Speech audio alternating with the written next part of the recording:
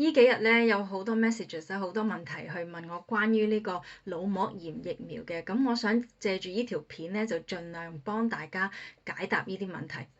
第一個問題咧就係你哋可唔可以嚟我個診所嗰度去打呢個 meningitis B？咁暫時咧我主要提供咧係一個網上嘅視像 GP 服務啦，所以好對唔住我都俾唔到呢隻 vaccine 你。同埋而家全英國咧都係有呢個 meningitis B 嘅疫苗短缺嘅，所以我暫時都話唔到俾你聽邊度有得去打。第二個問題就係我個小朋友咧冇打過腦膜炎疫苗嘅，佢哋應唔應該去打咧？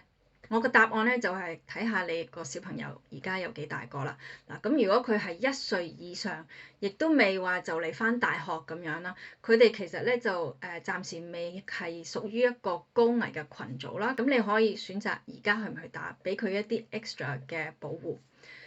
咁如果你去打咧，我哋係建議去打2劑嘅，每劑咧就係隔4個星期。另外咧就係如果你個小朋友仲係細，又錯過咗英國俾 BB 嗰個 meningitis B vaccine，即係佢哋8個禮拜大、12個禮拜大同埋1歲大嗰個 vaccine 咧。如果你個小朋友咧未到2歲咧，佢哋都可以喺 NHS 嗰度去補種嘅。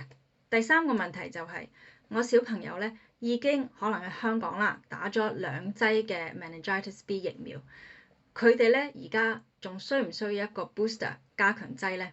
咁呢個問題咧就係我哋講緊呢個疫苗咧，佢嘅保護力啊係有幾長啦。咁你打完2劑嘅 meningitis B vaccine 之後咧，佢個保護力最強咧就係頭嗰1-2年，咁跟住咧其實佢就可以 last 到大概5年到啦咁所以咧就睇下而家你小朋友有幾大啦。如果佢哋係中學跟住或者就嚟返大學嘅，咁你或者會考慮想俾個 booster 佢哋啦嚇。第三個問題就係關於呢個 meningitis ACWY 疫苗嘅。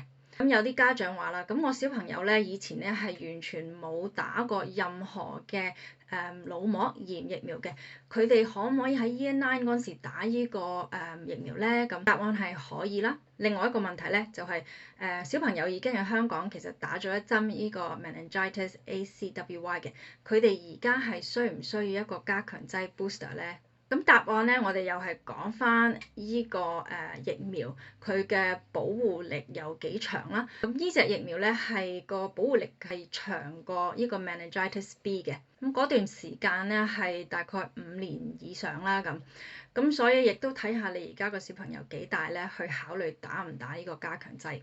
第4啦，就係我哋大人需唔需要去打呢個腦膜炎疫苗咧？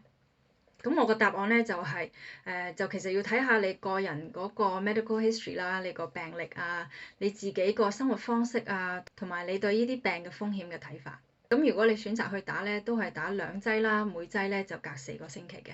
咁希望呢條片咧都幫大家解答到咧你對呢個腦膜炎疫苗嘅疑問啊！